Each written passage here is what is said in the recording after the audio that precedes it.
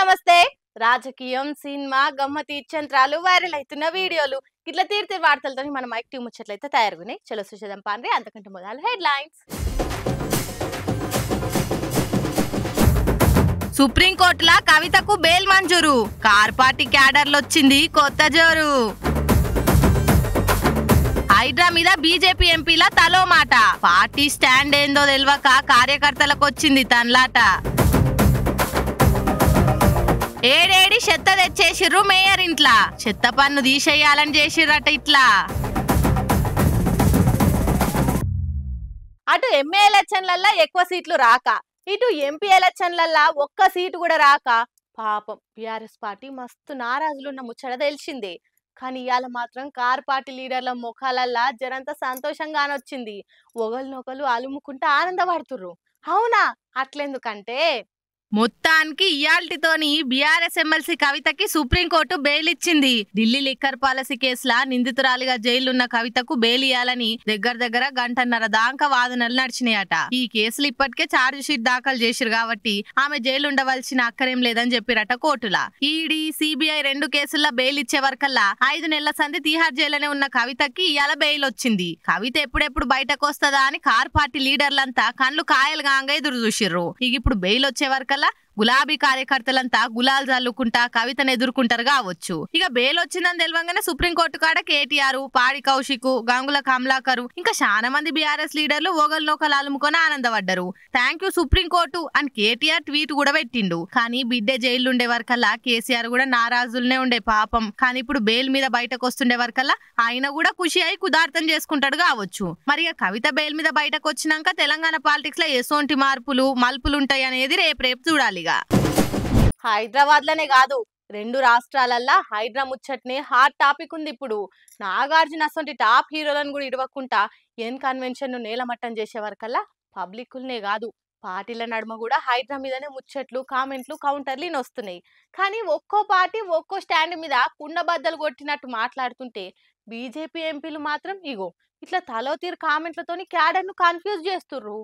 ఎవ్వరికి ఇనేదేలే వెనకకు తగ్గేదేలే అనుకుంటా డబుల్ స్పీడ్ తోనే హైడ్రా రయ్యిన దూసుకుపోయి అక్రమ కట్టడాలని నేలమట్టం చేస్తుంది కదా. ఓ దిక్కు ఎట్లెట్లా అసలు బిల్డింగ్లు కింద పడుతున్నాయో అగో అట్లా పార్టీల పంచాయతీలు కూడా పైకి లేస్తున్నాయి. కాంగ్రెస్ వాళ్ళేమో ఇట్లుంటది మా సర్కార్ తోని, మాది ప్రజాపాలన, తప్పు చేస్తే మా వాళ్ళైనా ఇడిచిపెట్టమని ఎలివేషన్లు ఇచ్చుకుంటుంటే కార్ పార్టీలేమో కారాలు నూరుతున్నారు. కావాలని మమ్మల్ని టార్గెట్ చేసేందుకు, మాకు సపోర్ట్ ఇచ్చేటోళ్ళని సతాయిస్తందుకే ఈ కథలన్నీ అని అరుచుకుంటున్నారు. కానీ కమలం పార్టీ నేతల తీరే ఆగమాగముందిపోయి బీజేపీ లీడర్లు మాత్రం బీపీలు పెంచుకొని హైడ్రా మీద తల్లో మాట అంటున్నారు. ఓ దిక్కు ఎంపీ రఘునందన్ రావు ఉండేమో హైడ్రా కూల్చివేతలకు ఎవరైనా అడ్డు వస్తే బుల్డోజర్లు ఎక్కిర్యాల మీదికి అని మాట్లాడి అవుట్ రైట్ గా హైడ్రాకే సపోర్ట్ ఇచ్చినట్టు మాట్లాడిన ముచ్చట తెలిసిందే. మరి ఆయనతో పూ పార్టీ లీడర్లంతా పురాగా అదే మాట మీద ఉర్రేమో అని అనుకుంటే ఇంకో దిక్కు ఎంపీ ఈటలుండి ఈటల సొంటి మాటలు ఎసురుకుంటా హైడ్రా తీరును సీఎం రేవంత్ ను గట్టిగా నరుచుకుంటున్నాడు. నీకు నిజంగా దమ్ముంటే హైదరాబాద్ లో ఎన్ని చెరువులు ప్రభుత్వమే మొత్తం పూర్తి చేసి, బతుకమ్మ కుంట ఎవరు పూర్తి చేసిండ్రు? ప్రభుత్వం పూర్తి చేసింది. ఇలా కరీంనగర్లో ఒక 4 చెరువులు ఉండే, ప్రభుత్వం పూర్తి చేసింది.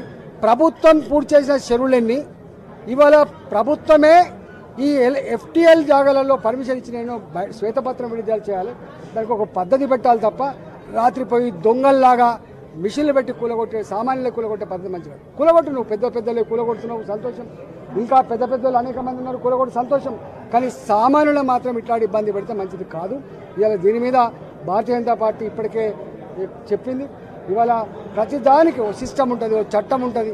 చట్టాన్ని పక్కకు పెట్టి, సిస్టాన్ని పక్కకు పెట్టి తాత జాగీర్ లాగా ఇవాళ హీరో అన్నట్టుగా ఈ పార్టీ ఇప్పుడే పుట్టినట్టుగా, ధర్మం కోసమే ఉన్నట్టుగా, అక్రమాలన్నీ కూడా ఆపుతున్నట్టుగా ఇవాళ పోజు పెట్టే పద్ధతి మాత్రం మంచిగా లేదని చెప్పి నేను దీన్ని తీవ్రంగా హెచ్చరిస్తాను. జాగిర్ అనుకుంటున్నావా అనుకుంటా ఏ తీర్ల ఫైర్ అవుతుందో చూసిరు కదా. మరి ఇప్పుడు హైడ్రాను బీజేపీ సపోర్ట్ చేస్తుందా లేకుంటే తప్ప అంటుందా? బయటకు ఏం చెప్పాలనో తెలియక పాపం క్యాడర్ కూడా కన్ఫ్యూజ్ అవుతురట. ఇక ఇదిట్లుండే కమలం పార్టీల లోపల పంచాయతీలు మస్తుగా అవుతున్నాయి. లీడర్లకు వాళ్ళ దాంట్లో వాళ్ళకే వర్తలేదు. ఒకలంటే ఇంకోటి అంటారు అని వస్తున్న కామెంట్లకు ఇగో ఇటువంటి ముచ్చట్లు బూస్ట్ దాపినట్టు అవుతున్నది. మరి హైకమాండ్ అందరినీ పిలిపించి మాట్లాడి మన క్లారిటీ ఇచ్చి క్లాస్ తీసుకుంటుందో చూడాలి. ఇక పాలి రాష్ట్రం ఆంధ్రాలున్న కడపల చెత్త పంచాది ఇప్పుడు అందరినీ బిత్తరపోయేటట్టు చేస్తుంది. వైసీపీ సర్కారు ఉన్నప్పుడు చెత్త మీద పన్నేసిండు కదా అప్పటి సీఎం. కడప వైసీపీ మేయరు గదే పన్నును కంటిన్యూ చేస్తుండట. ఇక గెలిచిన టీడీపీ ఎమ్మెల్యే మాధవి రెడ్డక్కేమో చెత్త మీద పన్నులు వసూలు చేస్తావా అని ఏం చేసిందో చూడురిగా. కడపల చెత్త మీద కయ్యం బాగానే ముదిరింది. చెత్త పన్ను కట్టకపోతే చెత్త తీసుకుపోయేదే లేదని మేయర్ సురేష్ బాబు గారు తెగేసి చెప్పిండు మొన్న. నువ్వెవలవయా చెత్త ఎత్తుకపోమని చెప్పేందుకు చెత్త పన్ను వసూలు చేసుడైంది అని టీడీపీ ఎమ్మెల్యే మాధవిరెడ్డక్క మస్తు గరమైంది. చెత్త ఎత్తుకపోకుంటే జనాలే చెత్త తెచ్చి మేయర్ ఇంటి కాడేస్తారు, మాదేం పోయింది అని అనుకొచ్చింది. గంతే తెల్లారే కొంతమంది పోయి ఈ తీర్ల మేయర్ సురేష్ బాబు గారి ఇంటి ముంగట చెత్తను పొలంలో యూరియా లాంటిది అలా పట్టిరు. ఇట్లా చెత్త మీద పన్ను వసూలు చేస్తావా? ఆ చెత్త నిర్ణయం మార్చేదాకా చెత్తతోటే మీ ఇంటిని చిత్తడి చేస్తామని పోయిన వాళ్ళంతా వార్నింగ్ పట్టిరు. ఇక మేయర్ గారేమో ఇదంతా టీడీపీ ఎమ్మెల్యే నా మీద పగబట్టి పగ సాధిస్తున్నది, ఎంతైనా నేను భయపడను అని అంటున్నాడు. మరి జగనన్న పెట్టిన చెత్త పన్ను నిర్ణయాన్ని కూటమి సర్కారు కూడా తీసేయకుండా అట్లనే నడిపిస్తుంది. సర్కార్ మీ చేతుల్లోనే ఉన్నది. వట్టి మేయర్ అంటే ఏం ఫాయిదా అని అంటున్నారట ఈ సంగతి తెలిసిన వాళ్ళిగా.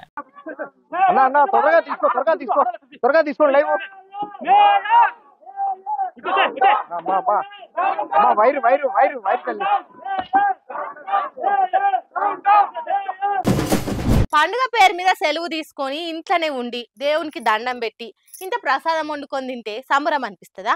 అందుకేనా పబ్లిక్ కు పండుగ సంతోషంలో మునిగిపోవాలి, స్టెప్పులతోని మా గొప్పగా మురిసిపోవాలి, సీటీలు సప్పట్లతోని ఊరంతా పోటీల మీద సందడి చేయాలని జగ్గారెడ్డి చూడురి జనాలకి ఏ తీర్ల పండుగ జోషును డబ్బులు చేసిండో మీరు కానీయురు సారు. అరర్రే ఏమన్నా స్టెప్పులా ఏమన్నా జోషా అట్లుంటది మరి జగ్గారెడ్డి సార్ తోని. ప్రెస్ మీట్ల సవాల్ చేసుడు మీటింగ్లలో మీ సందిప్పుడే కాదు, ఇగో ఇట్లా పండుగ పూట పబ్లిక్ తోని కలిసి సంబరాలు చేసుడే జగ్గారెడ్డి స్టైల్. మరి కృష్ణాష్టమి పేరు మీద సంగారెడ్డిలో ఓల్డ్ బస్ స్టాండ్ కాడున్న రాములవారి గుడి కాడ ఉట్లు కొట్టే ప్రోగ్రామ్ పెట్టిరు. ఇక సార్ గెస్ట్ గా పోయిండి ఆడికి. ఇక అందరి లెక్క బొట్టు పెట్టుకొని దేవునికి దండం పెట్టి జనాలకు నమస్తే పెట్టి రిటర్న్ వస్తే జగ్గారెడ్డి సార్ మార్కేముంటది. అందుకే ఇగో ఇట్లా పిల్లలు ఉట్టి కొడుతుంటే నీళ్లు కొట్టిండు. అంటే ఇంకా సార్ చేతులున్న పోడు కట్టె తీసుకొని ఉట్టి కొట్టిండు. అయ్యో పిల్లలు ముద్దుగా రాధాకృష్ణ లేసం కట్టుకొని అప్పటి సంది తనలాడుతుండేగా సారు, వాళ్ళతో కొట్టిస్తే అయిపోగా. సరే తీరి అదే జోష్లో 2 స్టెప్పులు వేయరిగా.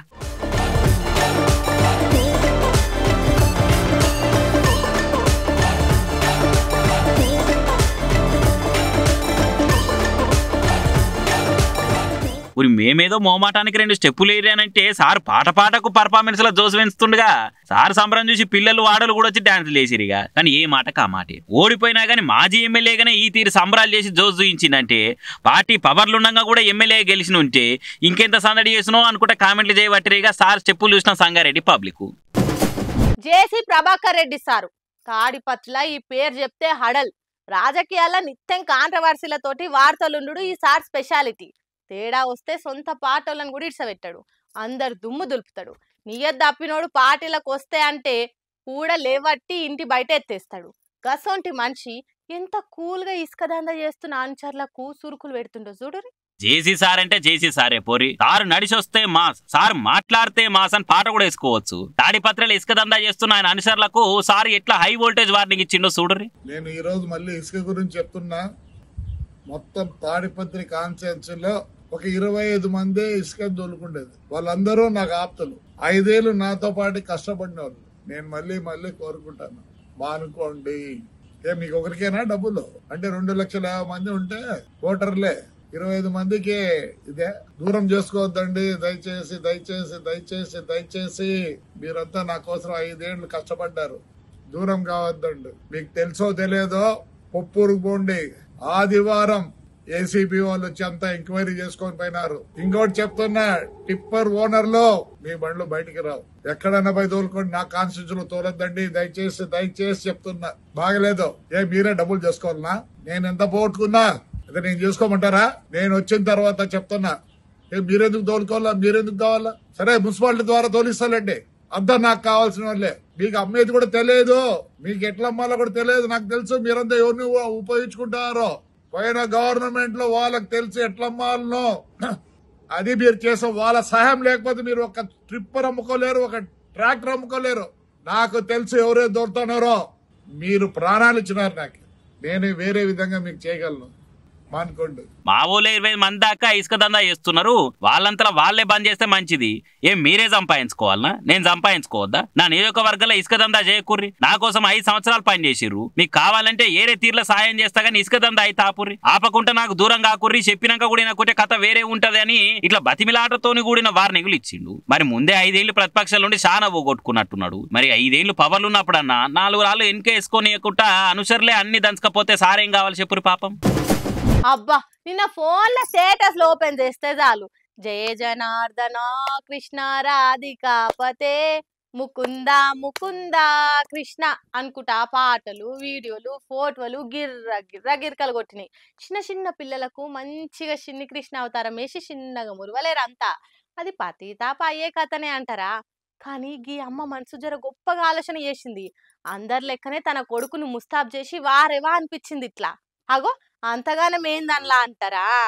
కృష్ణాష్టమి వస్తే చాలు అమ్మలకు పండుగనే పండుగ. అలా పిల్లగాండ్లను చిన్ని కృష్ణ లెక్క ముద్దుగా ముస్తాబ్ చేసి ఫోటోలు వీడియోలు తీసుకుంటా చిన్నగా మురువరు. కానీ గీ అమ్మ మనసు చాలా గొప్పగా ఉంది చూడురి. అసలు ఆ లెవెలు ఆమె చేసిన పనిందో చూస్తే నోరు తెరవాల్సిందే పక్కా.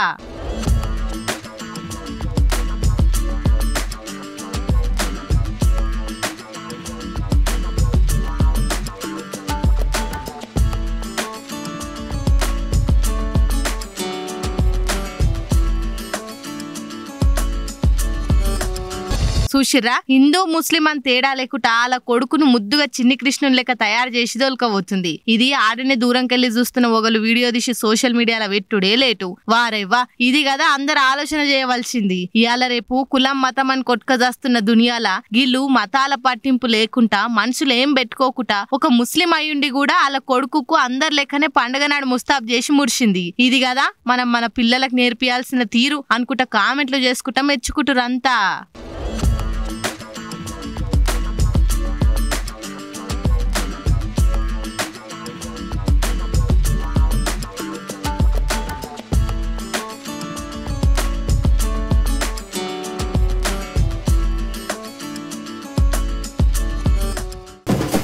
పిట్టపోరు పిల్లి తీరుస్తా అని రొట్టెత్తుకపోయినట్టు అయిందట కదా. గా పెద్ద పల్లంగట్ల కూరగాయలు అమ్మేటోళ్ళ కథ.